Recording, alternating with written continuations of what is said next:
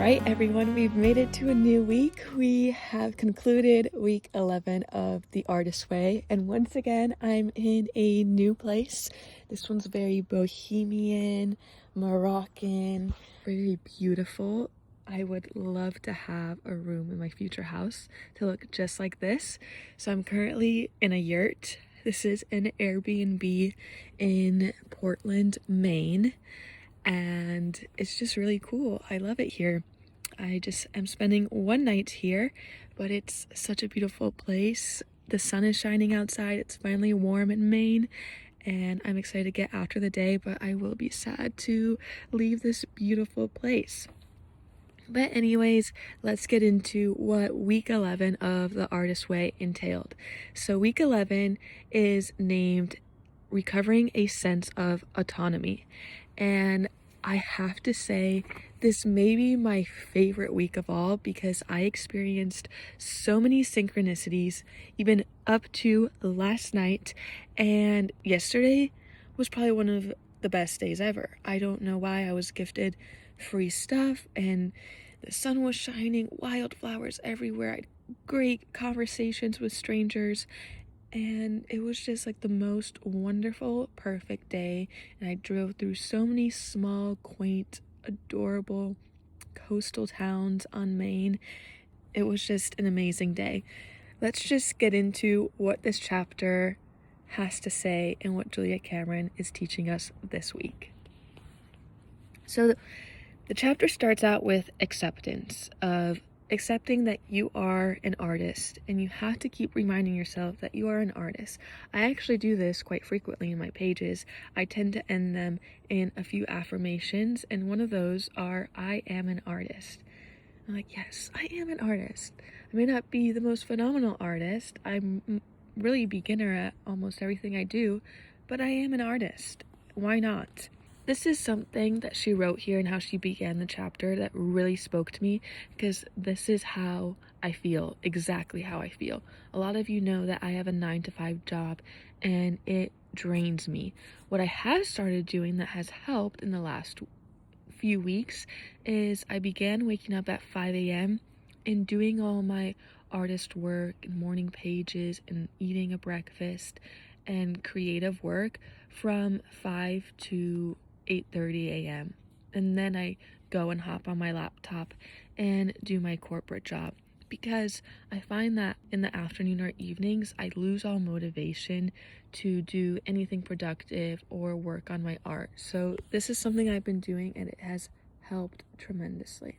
So what Julia Cameron writes here starting out the chapter is, I may need a different mix of stability and flow from other people. I may find that a 9-to-5 job steadies me and leaves me freer to create. Or I may find that a 9-to-5 drains me of energy and leaves me unable to create. I must experiment with what works for me. And lately, I've been feeling like my job has been draining me of all my energy and time. I think I'm going to persevere and keep pushing through, but I slowly want to start developing my art a little bit more and maybe put roots down somewhere and see if I could find something else I could substitute my current job, whether that's working in a cafe, bartending, a restaurant, taking care of dogs. I don't know what it is yet, and I don't know what would substantiate the current income flow, but I definitely want to start shifting towards finding something else. I must learn that as an artist, my credibility lies within me, God, and my work. In other words, if I have a poem to write, I need to write that poem, whether it will sell or not. So what she touches on here is we cannot look at our artwork and only measure our success on if that artwork sells or does well, or if that video goes viral, or if you gain followers or traction or whatever it may be on social media platforms. You just have to put out the work out there without even considering what the audience perception of it will be, or whether it will flop or do well. Don't let that be in the forefront of your brain. Instead, just create for yourself and for God, and just to put it out there in the world. Additionally, if an idea pops into your head, you have to act on it. You have to. Otherwise, that idea will float on to the next person. And that could have been the one, that maybe would have made you successful in a way, or that you would have been really proud of, and maybe one of the best projects that you would have enjoyed making. It's really important that you act upon the ideas you get, because that is God, that's spiritual, that's someone putting those ideas into your head, and you are meant to act upon them. Here she says, I cannot plan a career to unfold in a sensible direction dictated by cash flow and marketing strategies. Those things are fine, but too much attention to them can stifle the child within, who gets scared and angered when continually put off. Children, as we all know, do not deal with later or not now. And as artists, we are children. We're appeasing to our inner child and to our inner artist. Our inner artist is our childlike self, because we're not afraid. We love to create. We have all these passions or pursuits, and we believe that the world is a good place and that anything is possible. And we lose that as we grow up, which is sad, but you have to, it doesn't mean it has to be lost forever. You can work upon it and work to appease and make your inner child, inner artist happy. And that requires you to write badly, to video edit badly, to paint badly, but at least you're doing it. You have to be willing to perform badly. Have a right to do that, she says. Creativity is its own reward. Remember that life is art. Life is art all around you, just like this room. Like, this is an artistic oasis. And even outside, I'm seeing the ferns shake in the wind, and how the sunshine is shining upon the trees, and the leaves also, dancing in the wind, the dandelions sprouting up, and the shadows that are moving along the patches of grass. It's just, everything is beauty, and you have to start opening up your eyes to the world around you. You have to start wandering, and you have to start wondering, noticing everything around you. It'll make you a happier person, as well as grant you more ideas. When you see beauty outside and all around you and through your life, that will give you kind of a bigger push to want to create and to even mimic what you see in your own work. And that reminds me of a book I actually read this last week. I just randomly picked it up at the library, and it was a fantastic book. So if you can, I'd highly recommend you read it. It's called Wild Designs, Nature's Architects. And let me look up who the author was, so y'all can check it out. Nature's Architects, book by Kimberly Ridley, Ridley. This was a beautiful book, not only of how it was written, but the photos within it and the artwork within it. Very quick read. I believe it was 100 pages or so, and I would say 50 to 60% of the book are images. And what it touches upon is how we need to start paying attention to the world around us, because nature is the greatest architect of all. God, the creator, is the most beautiful architect of it all, and how he designed these things and how they work so intricately. Like, for example, spiders and spider webs, and how that pattern that they weave itself is a beautiful pattern, but also the string that makes up the spider web is one of the strongest sources on this planet. And seashells and their intricate designs, and ferns and their spores, and the patterns of all the leaves and the flowers, and even touching upon beavers and how they build all these intricate dams, and birds and how they build beautiful intricate bird nests out of hundreds of different twigs, fur, moss, and mud. It's crazy, but was a really beautiful book and a good reminder of that you have to start paying more attention to nature and the world outside of you. I don't know if you could hear the birds chirping, but they're chirping and it's so beautiful. Spring is finally here. I'm so happy. Spring is my favorite season, and I also adore summer. So I'm very much so in my element. And moving right along. So if you don't create, you will get angry with yourself, you'll get frustrated, you'll get crabby, you won't be nice to yourself, you won't be nice to those around you. So that's another reason you should keep on creating, so you are not being a bad friend, family member, whatever it may be. You need to create so you can be happy and then project happiness onto others in your life. And that requires also some self-nurturing. Remember to write out affirmations. Don't get angry with yourself if you're trying to perfect a work and it's not happening to your ability. Remember, you're not striving for perfectionism. That actually hinders you. Don't strive for success. Just follow through and finish projects. If you pick, a canvas up and you start painting, and you're like, oh, this is terrible, and you put it down and never pick it up again, that's a huge mistake. You're not following through with yourself. You're giving up, and that will make it easier to give up in the future on other things. You're just not being a good role model to yourself. So make sure you follow through, because it could always change. In the end, it might turn out to be amazing, or it might not. But either way, you're going to learn throughout the process. What I love here is what Julia Cameron ended with this one essay, writing, "The Creator made us creative. Our creativity is our gift from God. Our use of it is our gift to God. Accepting this bargain is the beginning of true self-acceptance." Also, just think about it. Why wouldn't you create art?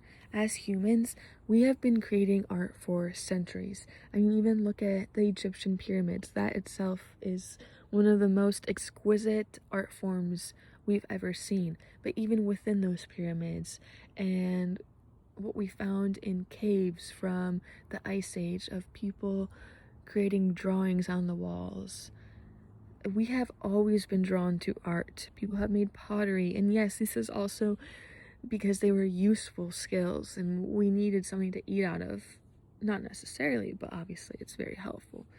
But the way they even made it was always so intricate and in a beautiful way, and a lot of times mimicked nature in nature's world. So there's no reason that you should not be doing art, and don't let today's modern world deter you from making art. And now also with the rise of AI and the AI revolution, I definitely think that we're going to begin returning more to art and creative work, since all of that tactical and reasoning work can now be done through a robot, through a machine. That's wild to say. I'm very curious how life will look soon. And that's another reason why I may want to start dipping my toes in other realms of the world, in other jobs, because who knows how long my job will last. Creativity is a spiritual practice. It is not something that can be perfected, finished, and set aside. Julia Cameron's experience that we reach plateaus of creative attainment only to have a certain restlessness set in. Yes, we are successful. Yes, we made it.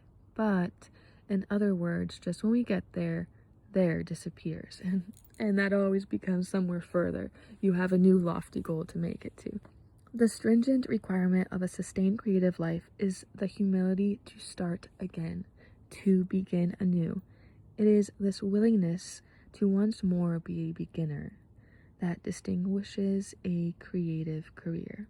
And like I said, I'm 26. I may be starting my creative career too late. At least that's what I sometimes think, because I look at others around me, I'm like, wow, they've got it all figured out. But that's exactly what you should not be doing. And think about all the people that went to college in their 50s or started a whole new career in their 60s, and someone in their 80s who just picked up a new form of art they like to do and become a master. Like, you never know what will come out of it, and you're never too old. There's enough to go around for everyone. Just because someone else is successful doesn't mean you can't be successful in it. That is a huge hindrance and especially with today and comparisons on social media, that may deter you from wanting to create. But remember, it's important to just create regardless. Like, maybe this is speaking to me. She mentions you don't need to overturn a successful career in order to find creative fulfillment. You could always find time for your creative projects. You just have to change your days slightly and make the time. For example, like I mentioned, I started waking up at 5 a.m. to begin on my creative endeavors, and that has really helped me. It's helped me tremendously. I've gotten so much more work done in the last 2 weeks than I have in the last few months because of that change. And I'm not saying you have to wake up at 5 a.m., but even waking up an hour or two earlier, and that's when you dedicate time to your creativity instead of hoping to squeeze it in at the end of the day. I think a lot of people also do that with working out. They will choose to work out in the beginning of the day when it's more quiet and not many people are bothering you, because in the evening, you never know if you're going to feel too tired, too lazy, or something may come up, or you have to work longer, or a dinner, you get invited to a dinner. You just never know what could happen. So I really recommend trying to do those things, moving your body and your creative endeavors in the mornings if you have a job that takes up most of your day. And that actually brings us really nicely to how Julia Cameron ends the chapter, and it's called The Scent of Sports.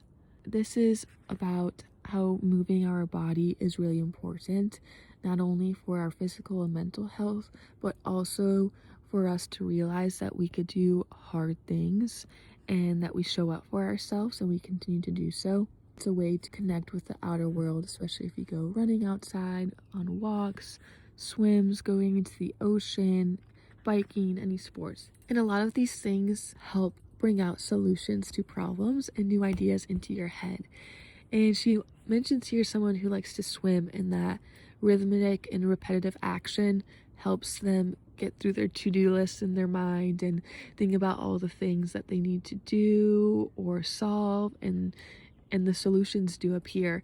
And I highly agree with that. Swimming is one of my favorite outlets, and it's nice since you're forced to also not have music. It is very repetitive, especially if you're doing it in a lap pool. I love the feeling of going underwater and the blur of noise. You hear pretty much nothing anymore. It's kind of like a spiritual practice. At least for me it is. It's so special. I also find that those times when I'm just swimming, I begin to think, and it's almost like I'm entering a meditative state. So find something that you enjoy doing. I also love going on long walks. When I used to live in North Carolina, I didn't have a car, so I had to walk everywhere, and I would go to the library quite frequently.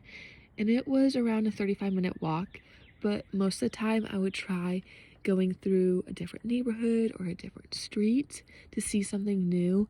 And I would not always listen to music. Sometimes I would just listen to the cars pass by, the birds, and it was always amazing just noticing the new things. So, oh, these flowers came up this week, or just seeing people around and the beauty of the nature, and oh, this house is so well architecturally built, and I love the colors, and whatever it may be. But I really enjoyed those walks, and I was so skinny. Those walks definitely kept me very in shape. And now I don't walk as much since I have my car and I'm always on the road.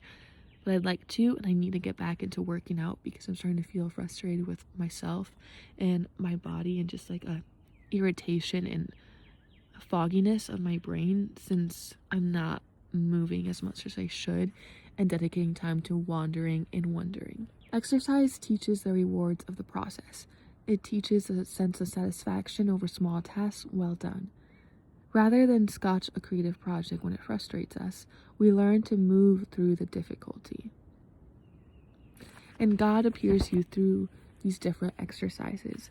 Exercise is often the going that moves us from stagnation to inspiration, from problem to solution, from self-pity to self-respect. We learn that we are stronger than we thought. We learn to look at things with a new perspective. We learn to solve our problems by tapping our own inner resources and listening for inspiration, not only from others, but from ourselves, and not from ChatGPT. I highly encourage everyone to not leverage ChatGPT for your creative work unless it's like very something specific of, if I mix these two colors, what color do I get, or how do I get the certain color, or something more tactical like that. But do not ask ChatGPT to think of creative ideas for you. Those were not meant for you. That is not you. That's not authentic. That's there's just some dark energy in all of that. So do not rely on ChatGPT. You're also then showing yourself that you can't rely on your own brain for these ideas to come into fruition. And then she ends the chapter with building your artist altar. So creating small rituals, anything that's good for the soul, and that spirituality and sensuality do mix. So for example, she mentions like burning incense while reading or writing affirmations, dancing to drum music, listening to a Gregorian chant. Something I was doing the last few weeks is the place I was staying had a beautiful shower, and I turned off all the lights and I would light a candle, play some like jazzy funk music, and just shower in the dark with a lavender vanilla scented candle. And it was just like the most magical ritual in washing away the whole entire week. It was amazing. So definitely try and implement something like that into your life. So that was basically all of this week. Now I want to start touching on some of the synchronicities I experienced specifically yesterday. So yesterday I drove to Portland, Maine. I made it here pretty late, and I wanted to go to this one bakery to get one of their famous almond croissants, and they were all out. The guy mentioned that they sold out at around 11 a.m. And for some reason, the worker ends up giving me a different pastry that I bought. And then I asked about one of these like sesame breads. He ended up giving me that for free, as well as another chocolate chip cookie in the bag. I haven't had something like that happen to me in such a long time. Oh my gosh, I was ecstatic. I was so happy. And then I began to walk to a thrift store. Never made it because instead I stumbled upon this map store, and I love maps, but I was gonna walk past it after taking a quick photo of it. But as I'm taking a photo, the worker in the map shop throws up a peace sign. He's like, "Why don't you just come in?" I end up getting the most amazing tour of the whole entire store and gallery. There was also a room at the bottom with more maps, and then there was an artist room.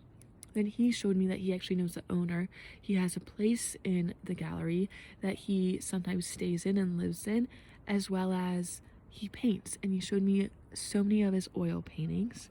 On his bookshelf, he had The Creative Act, which is a book by Risk Rubin that I've heard is really good. And it's been on my TBR list for a very long time, and I'm like, oh my gosh, is that book? He's like, yes it is.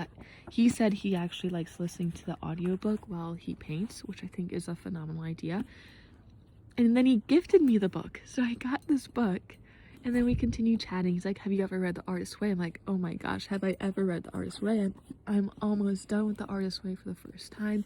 I'm on chapter 11, and so we began talking about that, but it was so cool. We connected on so many different realms, and then we continued on the night. The tour continued, and he showed me around Portland. We talked about different mediums and artworks and travel and spirituality, religion. It was just like the most amazing few hours I've had, and I haven't experienced something like that in a very long time. I feel like it's pretty typical for solo travel, especially abroad, but I've never had an experience like that happen to me within the US. And I also haven't really solo traveled to bigger places or places where you would meet a person like this in a long time. That just made me so grateful that I get to experience something like that, and it was just a moment of synchronicity this week.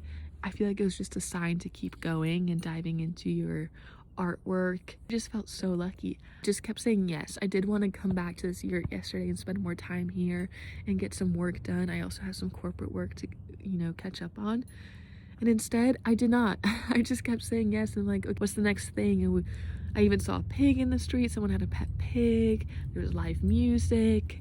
I had a pickleback shot, but it was a cool experience, and I'm glad I stumbled upon that map store and had good conversations. So that also just made the world feel a little bit smaller and more connected, and you never know who you're going to meet or stumble upon or the conversations you're going to have.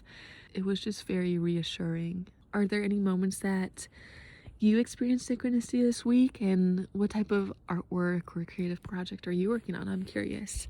I currently myself am just working on creating my virtual travel diaries in YouTube art form, in YouTube vlogs. I want to try watercoloring this week, but I will be traveling a lot this week with airplanes and stuff, so I can't take a lot of things. So we will see. I think my goal for this week is really to gather inspiration from nature. But that's all.